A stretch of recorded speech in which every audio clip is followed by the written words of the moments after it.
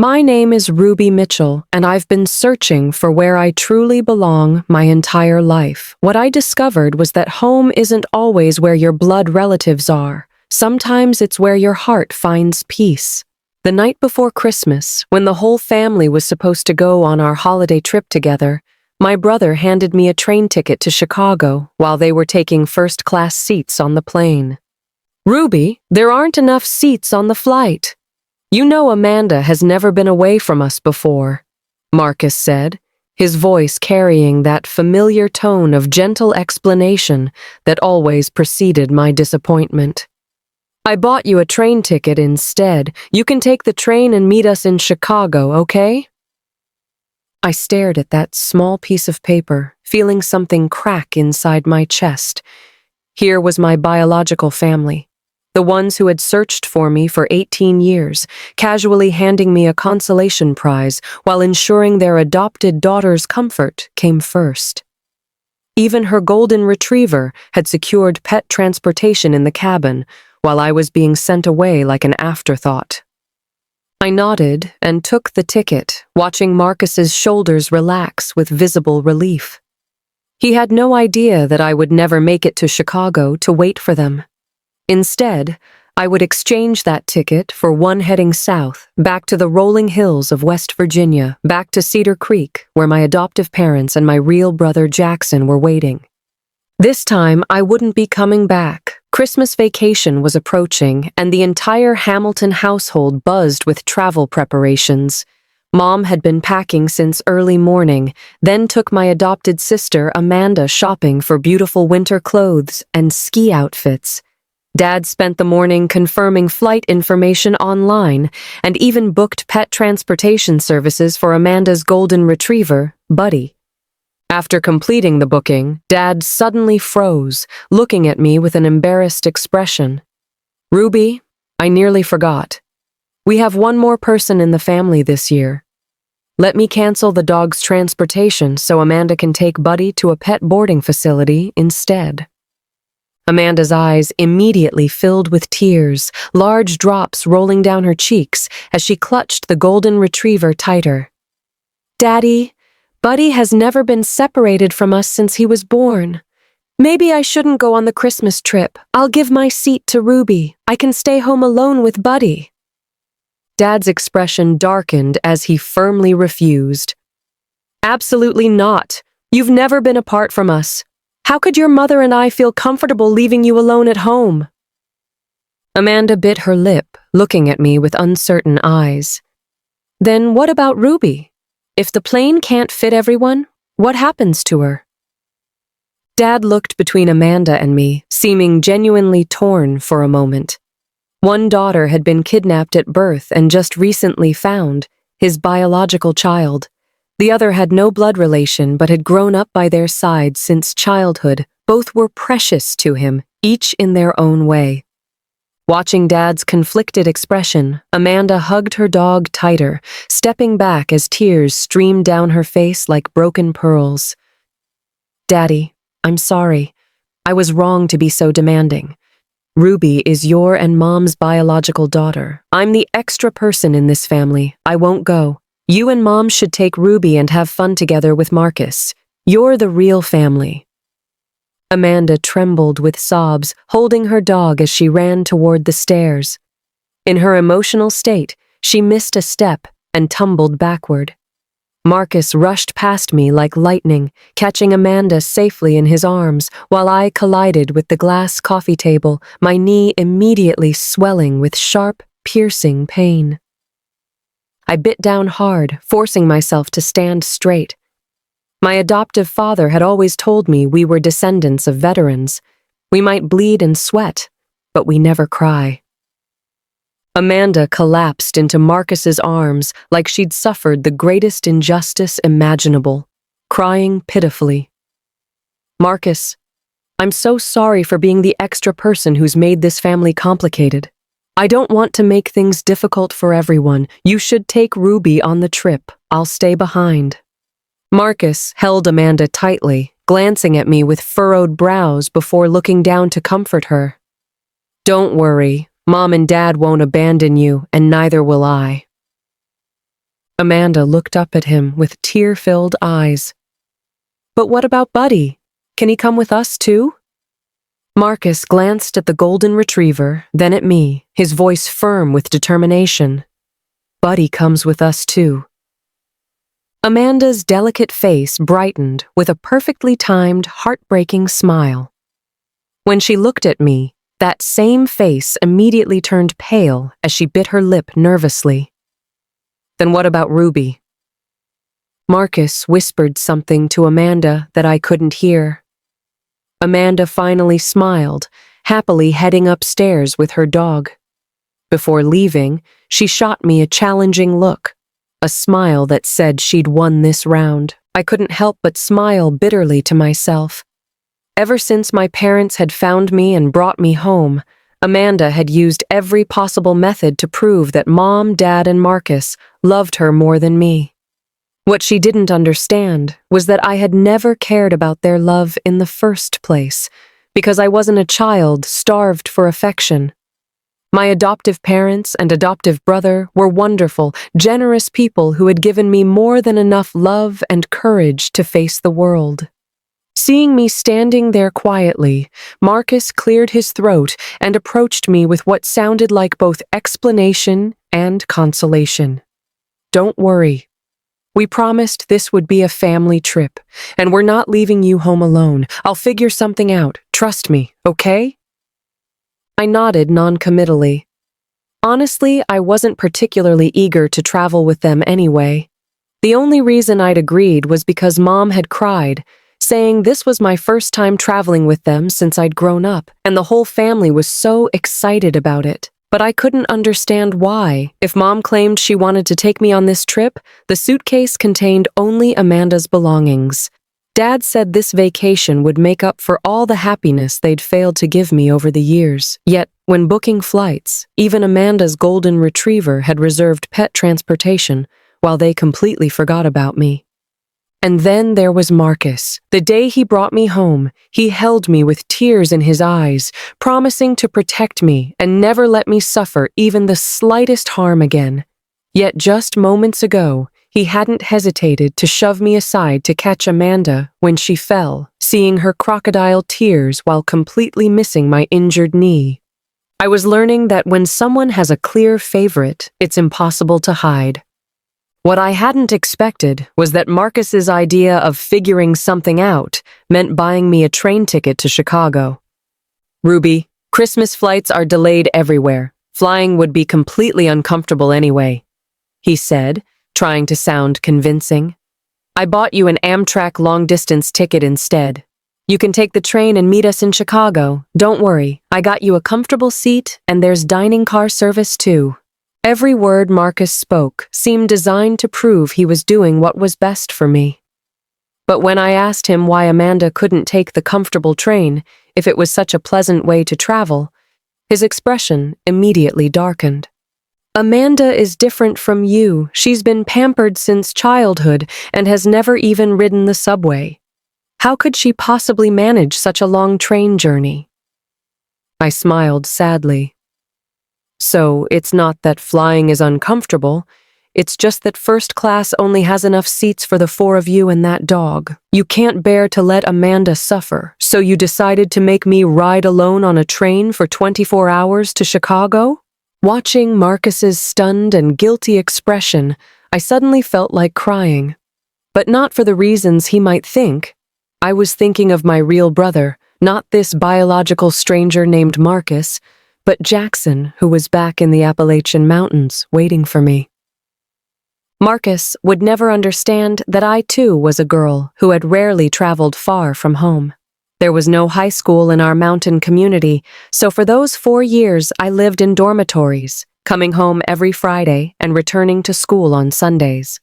My adoptive brother worried about me traveling alone as a young woman, so every Friday he waited for me at the school gates in his old pickup truck. Every Sunday afternoon, he would accompany me on the long bus ride to the county seat where my school was located. On those winding, bumpy mountain roads, when there were seats available, I would rest my head on Jackson's shoulder. When the bus was crowded, he'd let me sit on his lap, using his broad shoulders to shield me from any unwelcome stares or attention.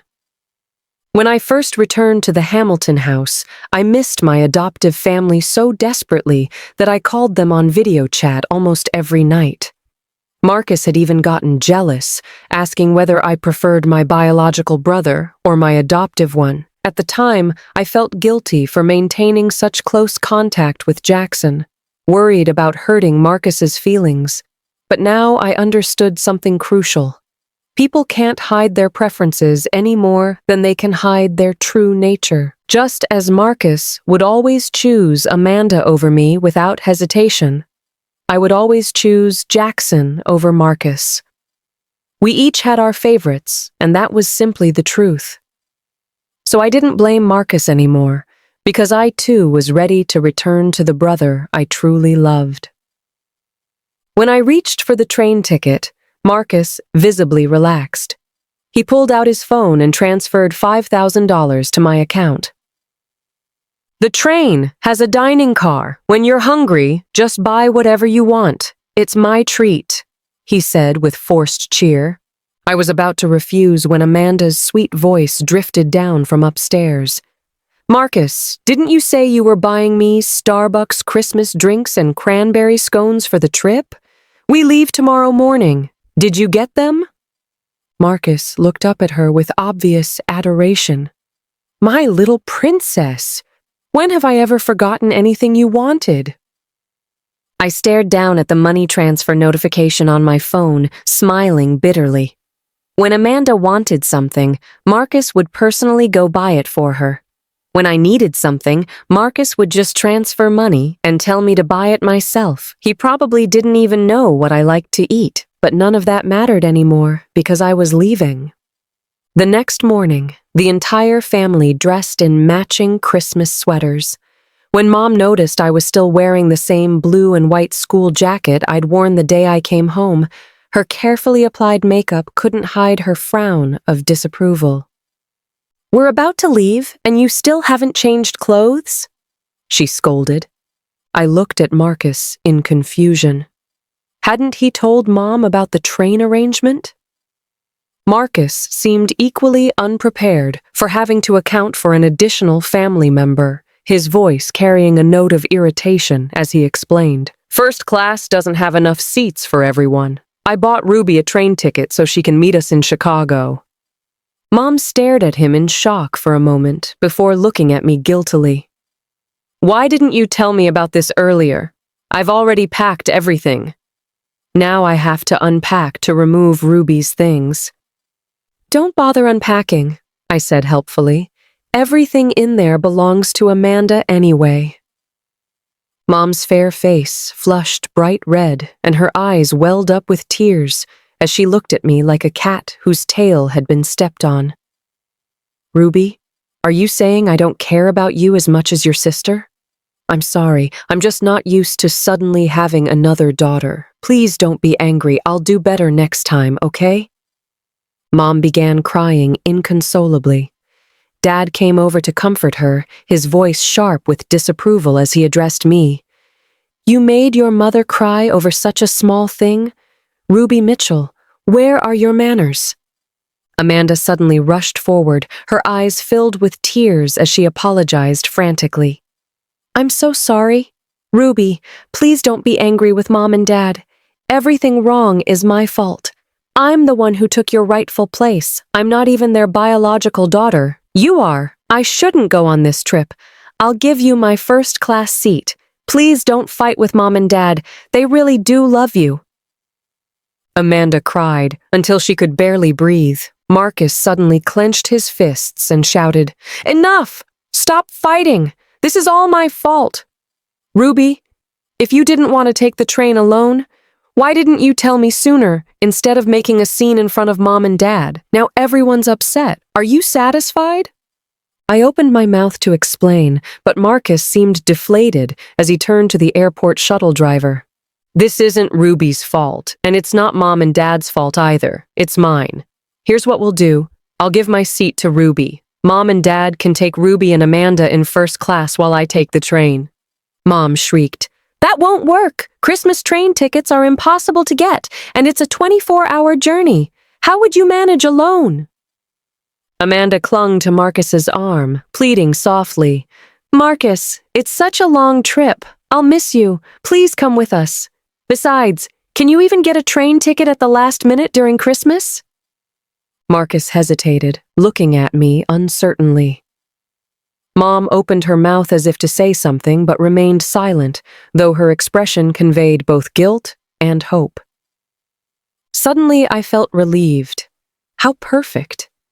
They were the ones rejecting me first.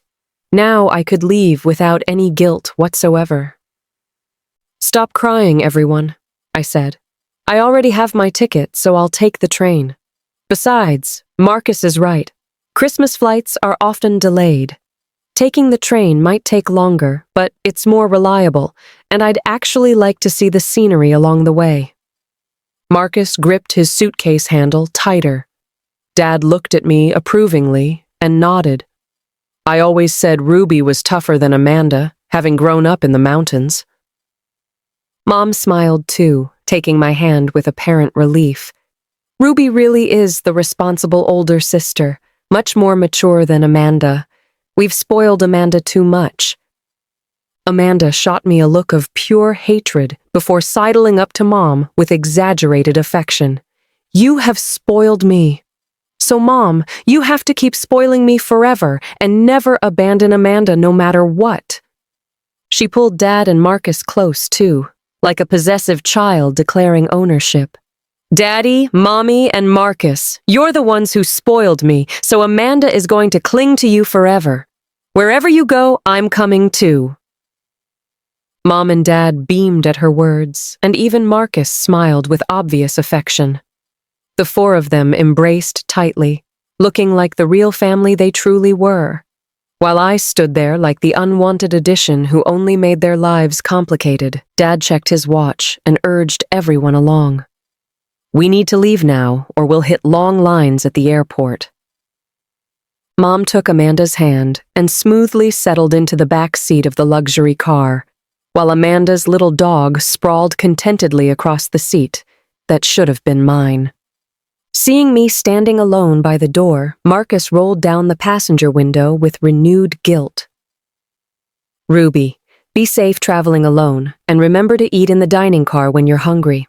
I'll send you our hotel address. When you get to Chicago, just take an Uber straight there and wait for us, okay? I nodded obediently and headed back inside to get my luggage, which I'd packed the night before. I only brought the belongings I'd had when I first came to live with the Hamiltons. None of the fashionable, expensive things they'd bought me since then. Those items were too sophisticated for mountain life anyway. I left Mom's credit card and the house spare key on the entryway table. Taking one last look at the 3-story colonial house, I felt no nostalgia, only relief and liberation. I took a taxi to Union Station, returned the train ticket Marcus had bought me, and used the refund to buy a bus ticket back to Cedar Creek. I even had $80 left over. After calculating my arrival time, I bought myself 2 hamburgers and a large Coke, then spent the remaining money on 2 packs of Marlboros for my adoptive father, a new baseball cap for Jackson, and a pretty silk scarf for my adoptive mother. The 8-hour bus ride wasn't comfortable. Being Christmas, I couldn't get a reserved seat. But I didn't mind. Many passengers were in the same situation, and nobody complained. When you're tired, you just rest your head against the seat back. As long as the road ahead leads home, no amount of discomfort matters. I was dozing in a back seat, clutching my luggage, when my phone rang. The caller ID showed Marcus's name. Ruby, I'm sorry. His guilty voice came through the speaker. We promised you could wait for us at the hotel, but Amanda just realized that when she booked our rooms, she forgot we have an extra person now. She didn't reserve enough rooms. And? I interrupted impatiently, tired of his rambling. So you'll need to stay at a different hotel by yourself this trip. Also, Amanda accidentally deleted your identification information while she was crying, so we can't book a room for you now. Could you book something yourself? I'll transfer money to you right away." I looked out the window at the familiar Appalachian Mountains and suddenly laughed. "No need," I said cheerfully into the phone. "What?" Marcus repeated. "I said there's no need to book a hotel and you don't need to accommodate me anymore and spoil your family fun. I didn't go to Chicago. I changed my ticket and I'm heading back to Cedar Creek." There was a loud crash. It sounded like Marcus had dropped his phone. I didn't call back. Instead, I systematically blocked and deleted Mom, Dad, and Marcus from my phone and social media accounts. I was 18 years old now. Even biological parents had no obligation to continue supporting me. I'd only agreed to live with them initially because I'd volunteered with missing children cases and understood how much pain parents suffer when they lose a child. But after returning to their home, I discovered that my presence brought them not the joy of family reunion, but the burden and complications of suddenly having an extra person around. If that was the case, then it was better for everyone if we went our separate ways permanently.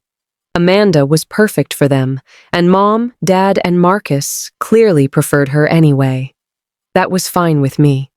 During the trip home, I photographed my bus ticket and sent it to Jackson with a simple message. "Big brother, I'm coming home." It reminded me of my high school years when I'd send those exact words every Friday. Back then, I thought every extra character in a text message cost more money, so I kept them as short as possible. My adoptive parents weren't in good health, and Jackson's salary as a forest ranger had to cover my school fees, living expenses, and the family's needs. During summer breaks, he'd take me into the mountains to gather medicinal herbs, wild vegetables, and mushrooms, doing whatever it took to earn money for my education. After more than 2 months apart, would Jackson still remember me? Would he still drive his old pickup truck to meet me at the station like he used to? Would he be angry that I'd chosen my biological family over him and our adoptive parents? All my worries and fears disappeared the moment I stepped off the bus and saw that familiar pickup truck. Tears streamed down my face as I ran toward it with my heavy backpack, stumbling like a lost deer before falling into Jackson's arms. "Jackson, I missed you so much." Jackson had been smiling, but his expression darkened when he saw me crying like a lost kitten. "Did they hurt you?" he asked, and we both knew exactly who "they" meant. I shook my head instinctively, not wanting him to worry, but then I nodded vigorously as tears splashed onto his hands. "Yes, they all picked on me. They said we were going on a family trip together, but even the dog got a first-class seat while I didn't have one at all. My biological brother Marcus took their adopted daughter's side and made me ride a train alone for 24 hours to Chicago to wait for them. They wouldn't even book me a hotel room. I was supposed to find my own place to stay." "Jackson, please, take me home," I sobbed. "I don't like them, and I don't want to go back there ever again." Jackson's eyes filled with tears as he pulled me tighter, his voice choked with emotion. "Okay, let's go home." The old pickup truck drove freely through the green mountains and clear waters. Breathing the fresh mountain air, I couldn't help singing the Appalachian folk songs my adoptive mother had taught me. So what if Amanda could play piano? Could she sing beautiful mountain ballads like these? And Marcus, that liar, he wasn't worth one of Jackson's fingernails. Why should I consider him my brother? I didn't want to be the Hamilton family's lost daughter anymore. I wanted to be Ruby Mitchell, descendant of veterans, raised with the motto that we might bleed and sweat, but we never surrender. The small mountain village looked exactly as I'd left it. 2 century-old oak trees at the village entrance stood intertwined, their branches decorated with red prayer ribbons. Grandma Betty sat beneath them shelling walnuts. When she saw us coming, she grabbed 2 handfuls, one for me and one for Jackson. Grandpa Sam came back from the fields barefoot, carrying radishes, and cheerfully stuffed some into my hands. "Ruby's back! Here, take these for your mother to make radish soup tonight." Forest Ranger Jason Cooper appeared with a freshly caught rabbit, trying to give it to me too. "Ruby, you look thinner! I just caught this rabbit. Take it home and have your mother cook it to build up your strength." Jackson elbowed Jason hard and growled under his breath. "Get lost! Stop bothering my sister!" We walked home laughing and joking, and by the time we reached our front yard, my arms were full of vegetables and fruits from our neighbors. In the yard, my adoptive father was chopping wood, while my adoptive mother washed bacon, with our mixed-breed dog Lucky sitting nearby. All the forced cheerfulness I'd maintained during the journey home crumbled in that instant. The vegetables and fruits scattered on the ground as I threw myself into my adoptive mother's arms, crying without shame. "Mom, they all picked on me. I'm never going back there again." My adoptive mother held me close, patting my back gently like she used to when I was little, her voice thick with tears. "That's right. We're not going anywhere. We'll stay right here at home." My adoptive father put down his axe and walked to the chicken coop, catching one of our plump hens. "The food in the city wasn't good, was it? Now that you're home, I'll have your mother make chicken soup for you." That evening, my adoptive mother prepared a huge pot of chicken soup along with my favorite bacon and potatoes. She put one chicken leg in my bowl, then Jackson added the other one, so both ended up with me. The next day, after I returned home, I received a call from an unknown number. When I answered, Marcus's angry voice exploded from the speaker. "Ruby Mitchell, where are you? Why did you block our entire family?" "Do you realize Mom and Dad are going crazy looking for you?" I sighed quietly. "Marcus, I came home." "Home? That's ridiculous. I called there and they said you weren't with them." "I don't mean your home, I mean my real home," I clarified. There was a moment of silence before Marcus spoke with difficulty. "You went back to Cedar Creek?" "But we agreed. Our whole family was supposed to travel together to celebrate your homecoming.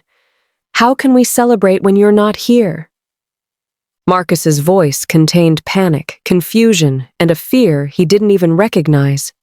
As if the sister they'd just found had appeared briefly, only to vanish again. Hearing his questions almost made me laugh. "Marcus, stop fooling yourself. Without me there, your family fits perfectly in first class, doesn't it?" "You talk about a family trip to celebrate my homecoming, but why wasn't there a seat for me in first class? Why wasn't there a room for me at the hotel?" Silence again. Just as I was about to hang up, Marcus spoke. "Ruby, are you angry with us?" I nodded. "Yes, I am angry with you." "Marcus, if you'd told me from the beginning that there was no place for me in that family, I never would have gone with you. You know my adoptive parents and brother are good people who didn't want to lose me either. So let's just end this. Pretend you never found me.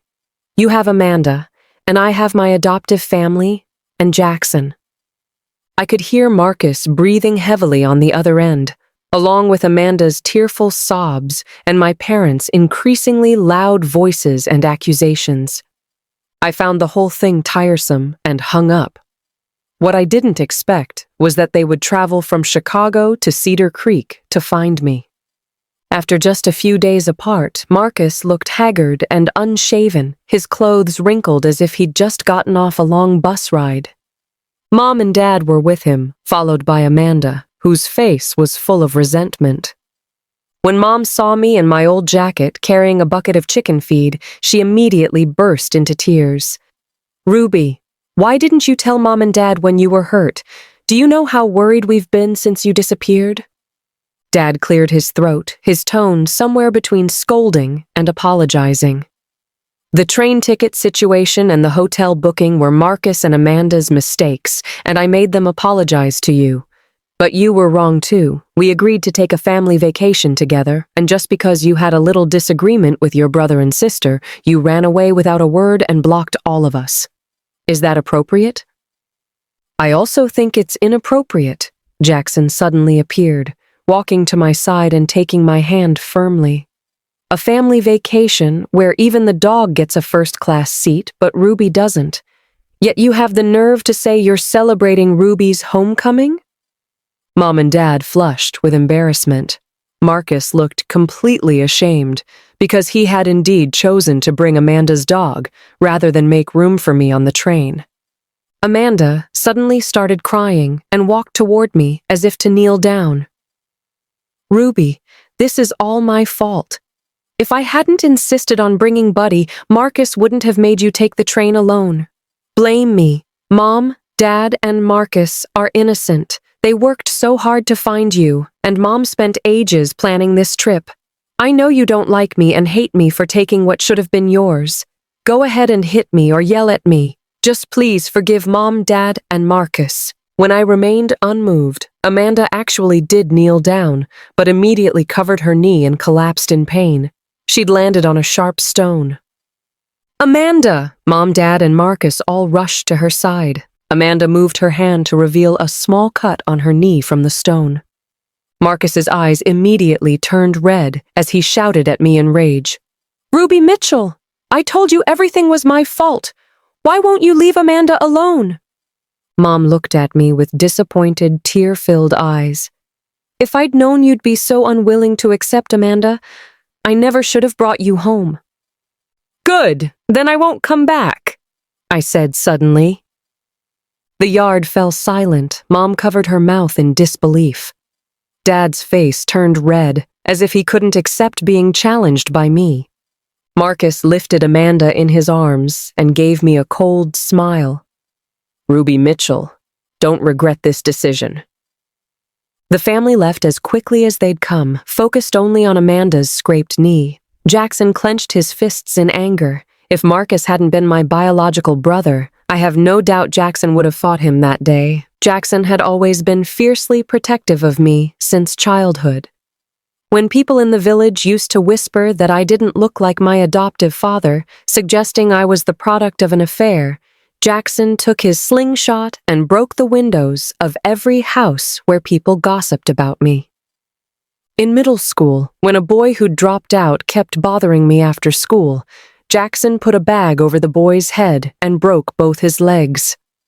Throughout my childhood, Jackson personally walked me to and from school every day. When he heard that Marcus expected me to travel alone on such a long train journey to such a distant place, he'd been ready to fight. I held Jackson back firmly. Let it go. It's better this way. Now that we've made a clean break, we don't have to deal with them anymore. I'd always known how to calm Jackson down, and hearing my words, his expression softened considerably.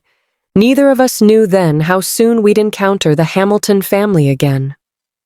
At lunch the next day, while our family was eating together, the village emergency broadcast suddenly crackled to life. Forest rangers and volunteer firefighters, emergency assembly. There's a forest fire on North Mountain with people trapped who need rescue. Assemble immediately. Jackson! I grabbed his sleeve in panic. Jackson patted my hand reassuringly. It's okay. I'll go take a look and come right back. We get a few fires in the mountains every year. Watching Jackson hurry away, I felt an unexpected surge of anxiety. It wasn't fire season. Why would there be a fire now? Soon I learned exactly why there was a fire. The Hamilton family was helped out by volunteer firefighters, and Uncle Sam, normally the most good-natured man in our village, threw Marcus to the ground and punched him hard. Marcus grunted, and blood trickled from the corner of his mouth. Amanda screamed and clawed at Uncle Sam. Why are you hitting my brother? Uncle Sam's eyes blazed red with fury as he spat. Because your brother is both stupid and malicious, setting off fireworks in a national forest preserve, throwing cigarette butts into the woods, those huge no-smoking signs everywhere. Are you blind? Amanda looked at Uncle Sam with contempt and pulled out her phone. My brother just lit a few sparklers to make me happy. How much fire could that cause? Even if something did catch fire, there's nobody living in these mountains anyway. It's just a few trees. How much could they be worth?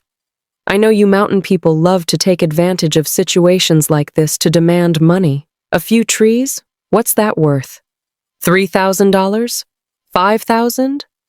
Uncle Sam trembled with rage, pointing toward the rolling smoke below as he shouted, "A few trees? Do you realize that because of your brother's cigarette butt, half the mountainside below us is burning? Firefighters from across the state are rushing here. Do you know what's down there? There's a national military cemetery with over 300 buried World War II veterans. There are also more than 1,000 families living below. If those people can't escape, you and your brother couldn't pay for their lives with 10,000 deaths." Amanda's legs gave out, and she collapsed to the ground with a thud. Marcus saw the fire and immediately tried to run toward it. "I started the fire! I have to help put it out!" The flames grew larger, and smoke billowed toward the sky, while Amanda and my parents held Marcus back desperately. "Marcus, the fire is too big. You can't go die in there. They said firefighters are coming. Let them handle it." Hearing such selfish, cold-hearted words from my biological family made the villagers want to throw them out. But our village was mostly populated by veterans' descendants. Nearly every home displayed the Honor family flag by their front door. We couldn't stand by and watch innocent people die. Uncle Sam looked at me seriously. "Ruby, I remember Jackson showed you the old hunter's trail behind the mountain. Take the villagers and these troublemakers and evacuate immediately." I panicked, grabbing Uncle Sam's arm. "What about you, and where's Jackson?" Uncle Sam pointed toward the area below where flames were raging. "Jackson and our forest rangers went to the military cemetery. He said if they could dig a fire break before the fire reached it, they could definitely save the soldiers' graves." Uncle Sam's eyes filled with tears, and his voice grew thick with emotion. Back then, those soldiers held Eagle Ridge to cover civilian evacuations. Over 300 soldiers died there. How can we let them be burned again while they're lying in their graves? We can't do that to them. The villagers stood with tears in their eyes beneath those two intertwined oak trees, and not one person was willing to leave. I ran home and grabbed 3 shovels and 2 hoes, one for me, one for my adoptive mother, and I threw the rest at Marcus's feet. "Come help fight the fire or run away like a coward from the back trail. Your choice."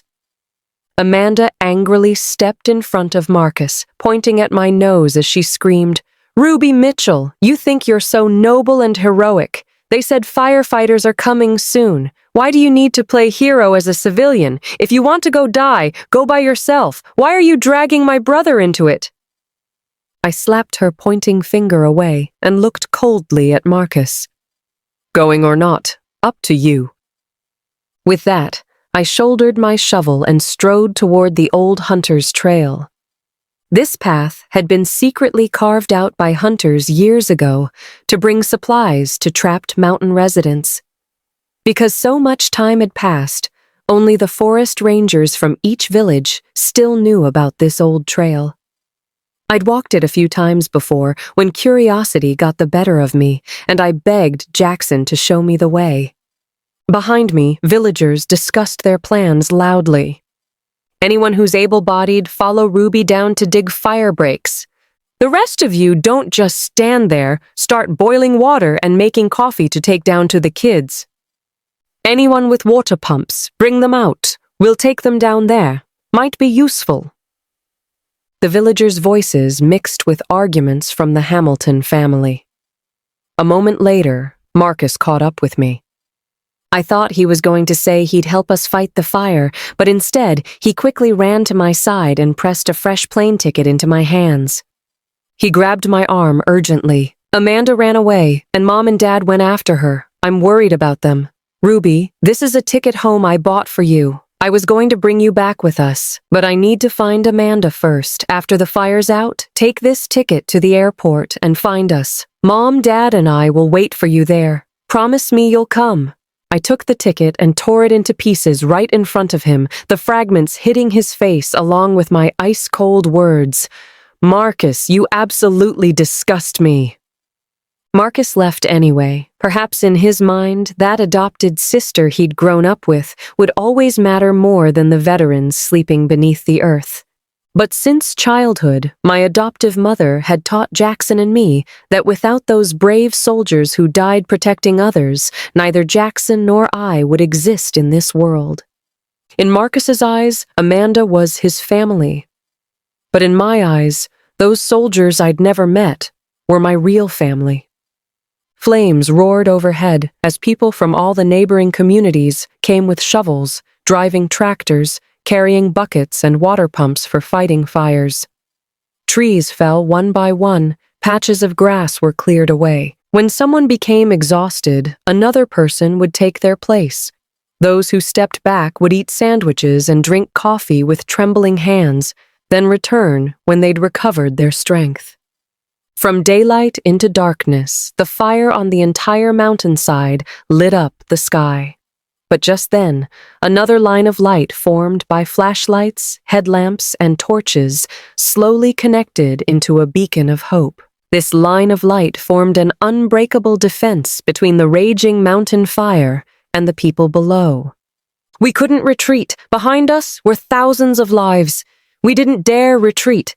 Behind us were the veterans who had once protected us with their own lives.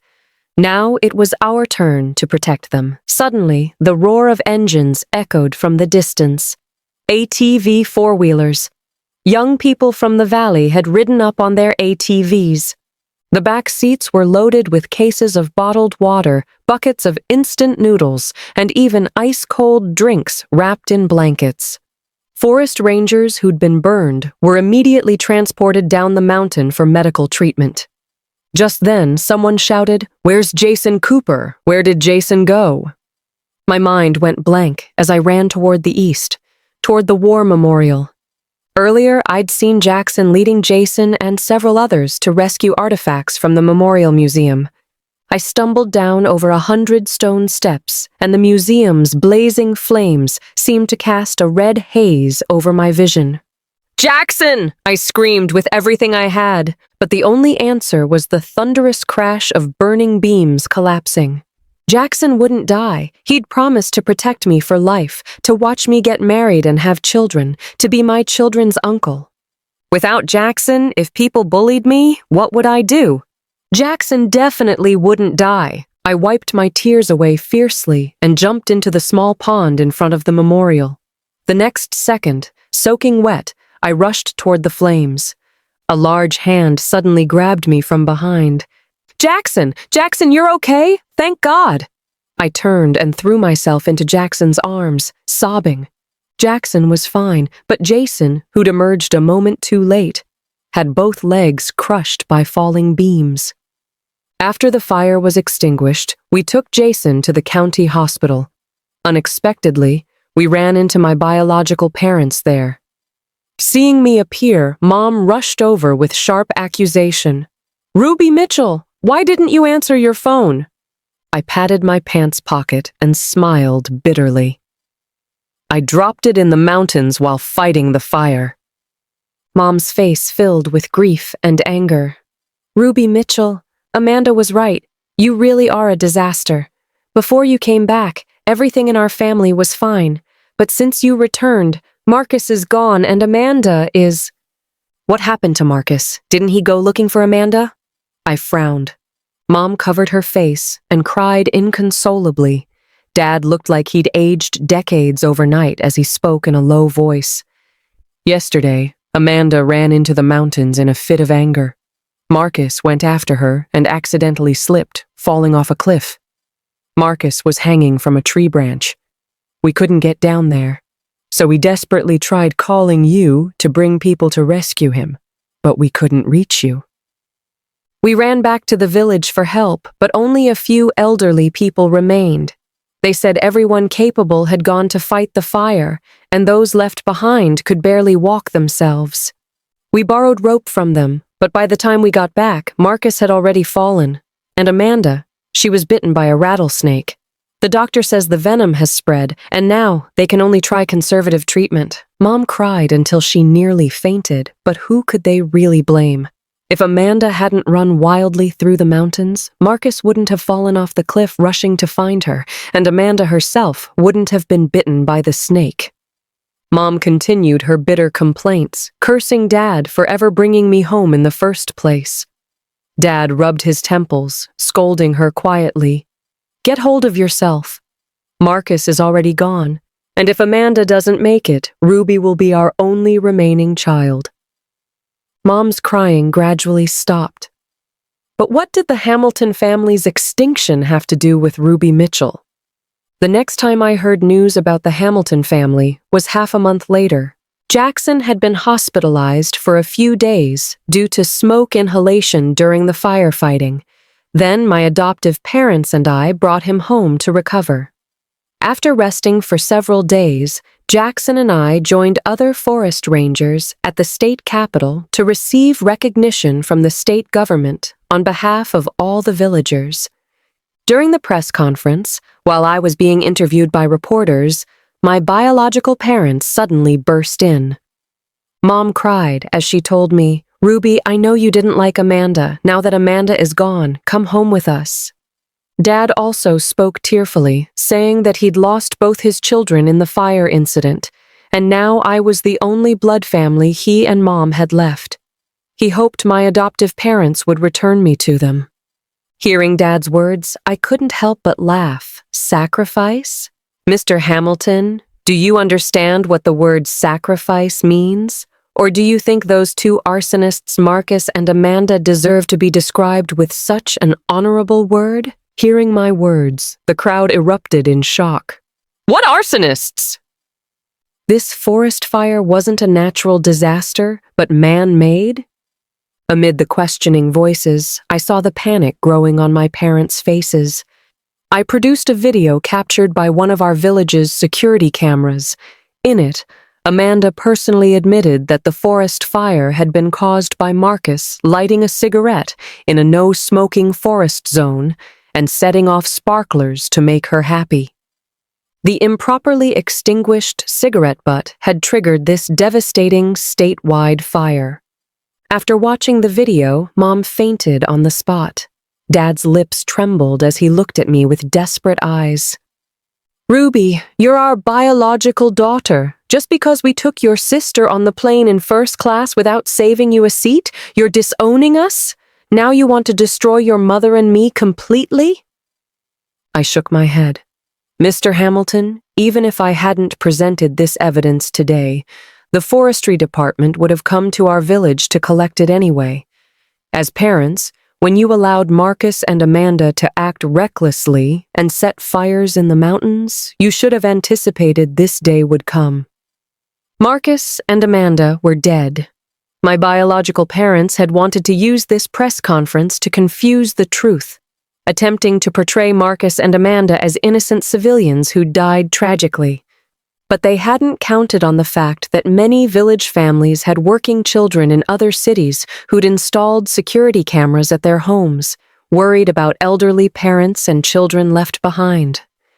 Villagers hated the Hamiltons for nearly burning down the military cemetery, and video evidence poured into the forestry department like snowflakes. The evidence was irrefutable, and public opinion exploded. I thought these siblings were victims, but they're the ones who set the fire. Kids don't know better, but don't the adults? These parents just sat in their car watching their children play with fire in a forest fire prevention zone. Arsonists deserve life in prison. Don't let them get away with this. The Hamilton couple was thoroughly condemned by righteous internet users, and they still faced enormous fines and criminal charges for the arson. By then, I'd already changed into forest ranger gear and was patrolling the mountains with Jackson. Every time we passed the military cemetery, we brought bouquets of wildflowers picked from the mountainsides or homemade local treats from our kitchen. I'd heard that, when the soldiers were trapped in these mountains years ago, local people would pretend to go hunting and secretly bring the soldiers food from their own homes. Time flows like a river, and peaceful prosperity has come like a song. Thank goodness they're still here. Thank goodness we're still here too. That's the story for today. Hope you enjoyed this incredible tale. Share your thoughts in the comments below. I'd love to hear from you. Subscribe for more captivating stories like this, and don't forget to like and share this video. Thank you for being here. See you next time.